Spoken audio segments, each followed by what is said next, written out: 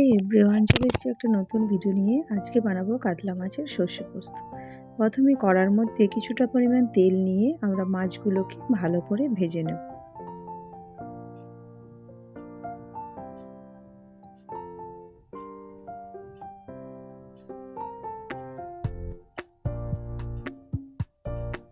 মাছগুলোর আমরা দু পিঠই ভালোভাবে ভেজে নেওয়ার পর ওগুলোকে আমরা একটা পাত্রের মধ্যে তুলে রেখে দেবো।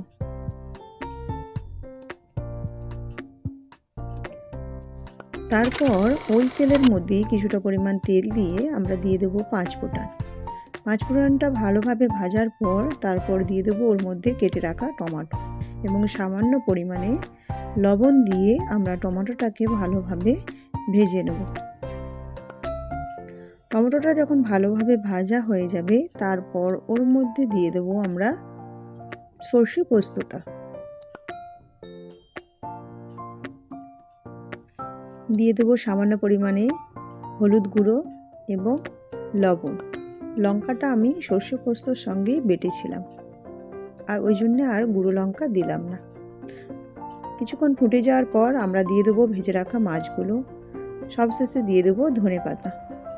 আমার তো তৈরি কাতলা মাছের সর্ষে পোস্ত। আপনাদের কেমন লাগলো অবশ্যই কিন্তু কমেন্ট করে জানাবেন।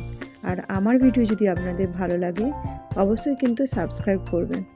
ভালো থাকবেন, সুস্থ থাকবেন। ধন্যবাদ।